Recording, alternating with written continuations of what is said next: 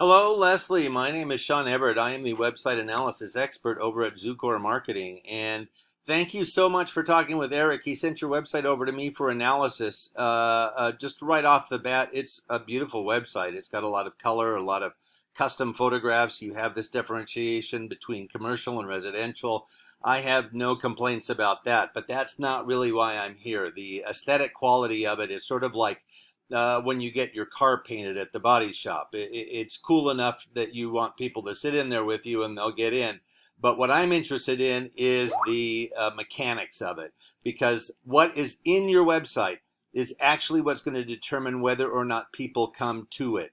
So getting people here is more important in a sense, because once they come here, they're going to start clicking, and especially on a site that you spent so much time and effort making. Now, I'm going to show you the things that I do when I analyze a website. The first thing is I have this paid tool that I use. It gives me the metrics of your site. Now, the next thing I do is I look at a Google search, Houston, Texas roofers, as you see. Now, I'm going to need to explain a little bit about Google in order to move forward here. Now, the first things you see in a Google search when you're looking for a company anyway are the sponsored or paid ads. I call them ads, but they're a listing just like every other, but they appear before everybody else. Now, most people who look at that just click, but anybody who is the least bit concerned will say, well, why would they need to be paid to get to the top of a list that just lists companies in order of their, how good they are? They don't realize that that's not how Google decides where the listings go.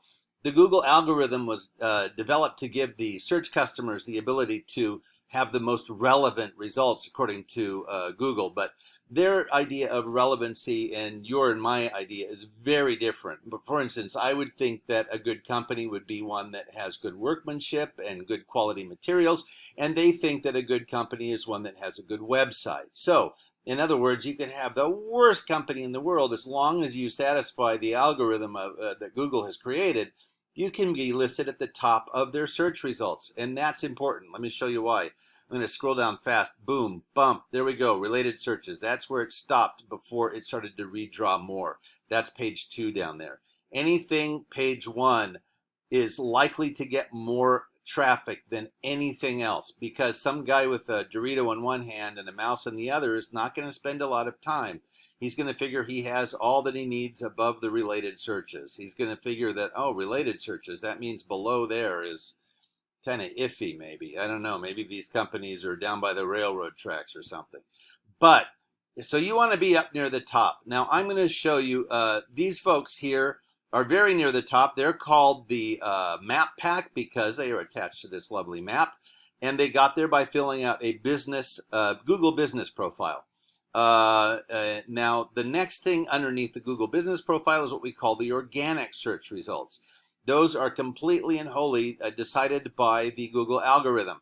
And I'm going to skip GAF roofing list because they have narrowed it down to a minuscule 485 best roofers who likely use their products. So I'm going to skip them, and I'm going to start with Houston Roofing and Construction, and I'm going to call them your Google competitor for now.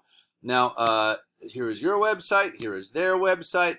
Looks a little like a Domino's pizza box to me, but not important. So I'm going to show you something right off the bat. I'm going to go here and I'm going to copy and paste your website into a word counter.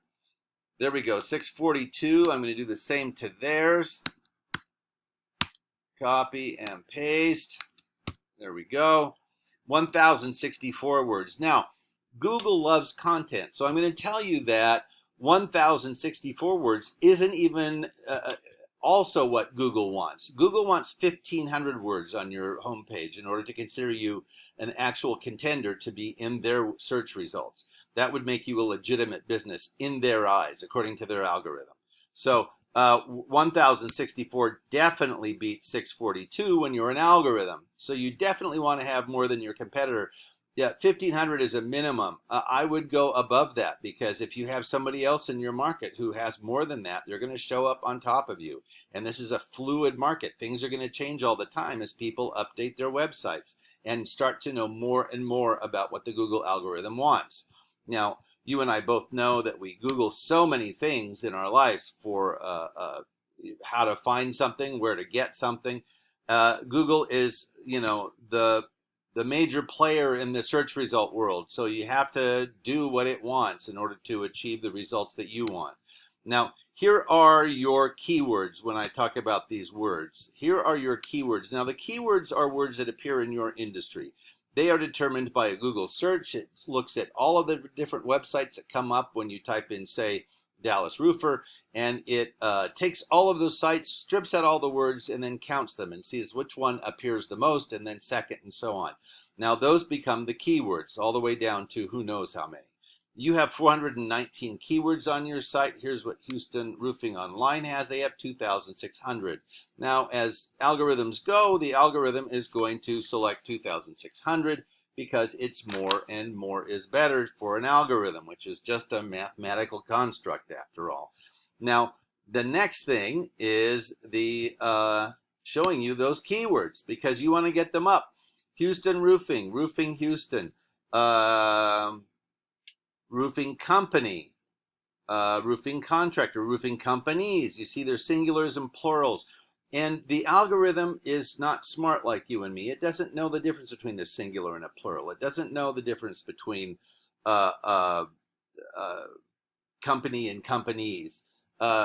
So what you want to do is make sure that you are thorough with it. Make sure that you sort of lead it down the path that you want it to go down, because it doesn't really differentiate. All it does is collect data and look at the data and then spit it back out. So if you need to list something as singular and plural somewhere just in order to appease the algorithm, by all means do that.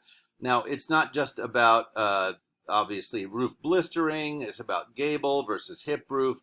How long does a roof last in Texas? Roof blisters, hail damage. All those sorts of things become keywords and key phrases on the Google list of things that should be on your website. So now the next thing we're going to look at is your backlinks. That is where you appear on a different site and they have a link that refers back to you.